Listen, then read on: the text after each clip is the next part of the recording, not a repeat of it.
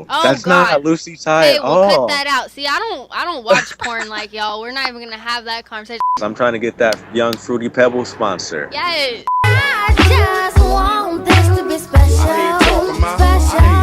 Special Sundays radio show. I am your host, Miss Special, here on the phone line and the video line. Introduce yourselves to the people. Jay Good, T.U.S in the building, reporting live from Sac State, apparently.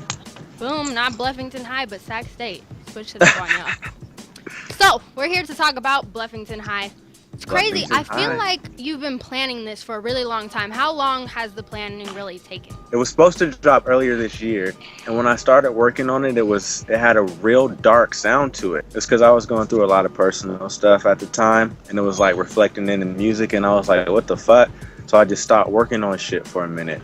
And then I started to think, and I started to plan, and I sat down with my homie Tone, and I was like, look, this is how I want to do it.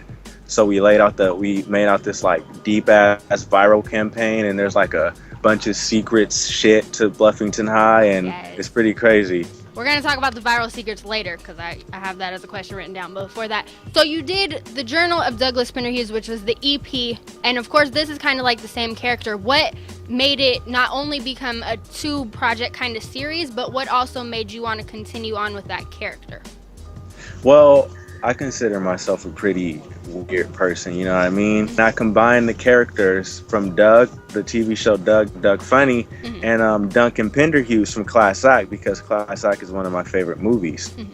And so I kind of feel like both of those characters, you know, they embody who I am. So I was like, I'm gonna just, you know, do it like that. I realized that there was a lot more to Douglas than just one project. So a lot of the songs that are on the Journal of Douglas Pinderhughes are how Douglas feels on things, and that just carries over to Bluffington High, but in a more put together way, I think. And then the thing that I noticed is I caught the Doug reference off the bat. I didn't really get the Duncan one. But why is it that you don't really reference that? It's kind of like, I feel like people either know it or they don't know it. They're either in the clear or they're just blind. Like, why did you choose not to make that like a really off the bat in your face type reference? Well, I kind of did it just because if I would have made it obvious, it would have just been boring. But you know, if you follow everything, it's like more for the people that pay attention. If you follow everything, and you know, you can be like, oh shit, you know, I get it. Like there was a song I just dropped randomly last year, Abstract. Shout out to Abstract, called Roger's Revenge, and that was, you know, that was just something that I put together. So that's kind of when I started to wanting to do something a little crazy. So the viral secrets, you said how you and Tone kind of thought of those together, but what do they really entail, and how do the people find them? Well, you know, it started with this movie Cloverfield. It's one of my favorite movies. You know, most people watch it and they think it's just about this big like alien creature that's terrorizing the city, but you know, it's more to that. There's like a full background story about, you know, why it got there, how it got there. There's a fake fucking company. You know, it's like this big ass campaign, but you had to go on these different websites and really follow shit and follow the clues to, you know, figure all that stuff out. So, you know, even if you watch the movie, like on the last scene, there's a little secret that you can see the creature falling from the sky into the water, but you wouldn't even get that unless you followed all the, you know, the viral shit. So me and Tone sat down and I was like, damn, I want to do something like that. So really what Bluffington High is a real high school.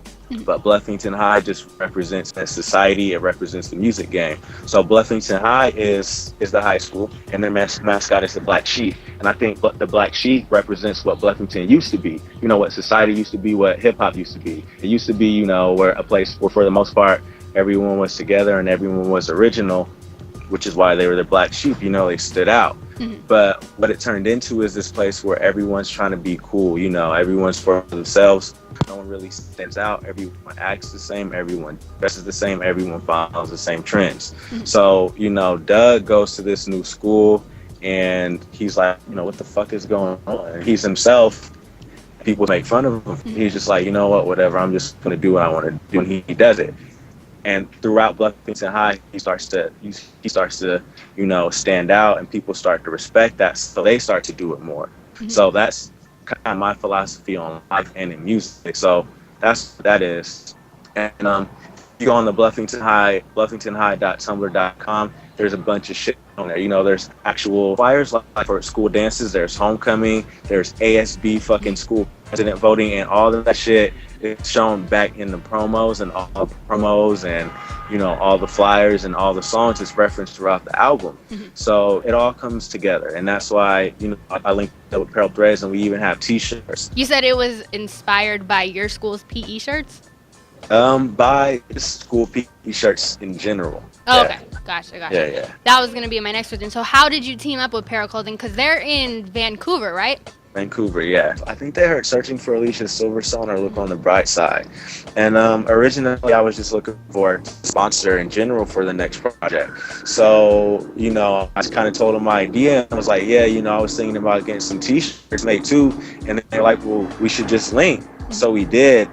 And, you know, they dropped their first release, and their first release was crazy. And we kind of tag teamed together to figure out when we were going to do, how we were going to do the release date. So we got the release date together, we got the hard copies together, and it just became a total package.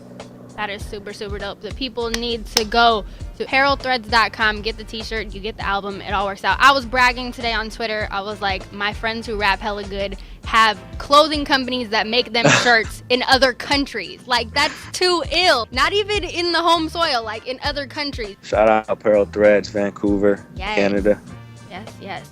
Then, to the actual project, I feel like you always have very on-point features. I tell people all the time, I feel like you are one of the people who, out of all my friends, has the best musical taste. Like, if you tell me somebody's dope, later on, in about 2 weeks, I'll probably interview them. You know what I mean? Like, it just, it cycles on.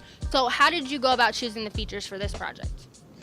Well, you know, like I said before, it started off a little darker, and then it became sort of a celebration. So I wanted the songs to, you know, be kind of fun and still, you know, have my little steez on it. So I heard some of the songs and I was like, damn, you know, who should I get on this? And, you know, I got Cost on one joint, and he just went and just, you know, he killed it. It has that whole old school vibe to it. You know, it takes you back, but it's still modern. I have King Mez on there. Abjo produced that. And as soon as I heard that beat, you know, I was like, all right, you know, King Mez will be cool on here.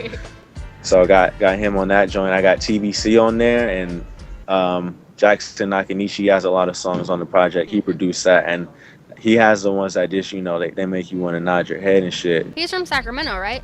Yeah, he's from Sacktown too. Shout out to Jackson. He dropped a beat tape called God Sham God.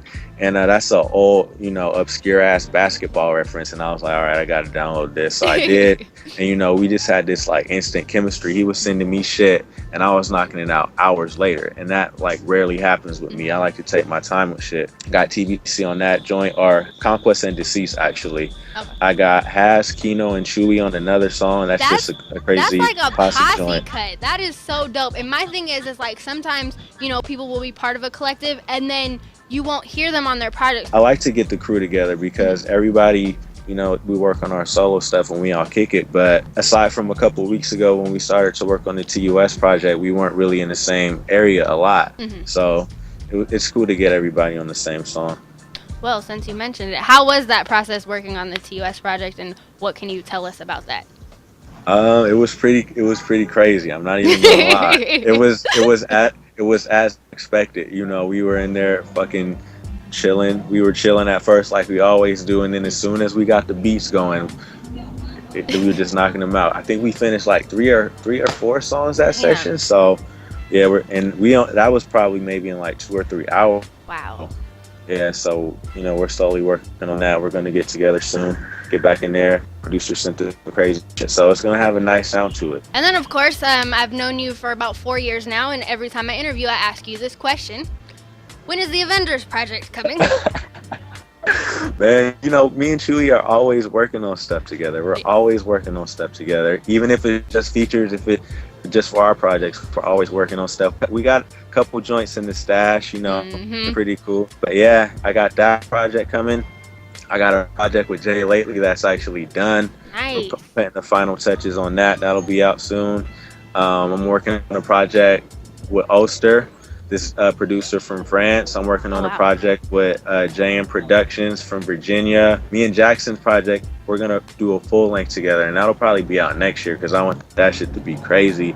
And I'm actually doing a project with Nazi. Shout out to Nazi, New York. He's like, I think he's 16. He's crazy. Damn. And yeah, the way I'm gonna release that is it's not just music. I think I'm gonna try and make like a modern day blaxploitation film. So it'll be the soundtrack to that shit. Oh wow. Oh, Yeah. wow. So me and Tone are trying to do some wild shit with that. So hopefully it works out. Wow, that's crazy.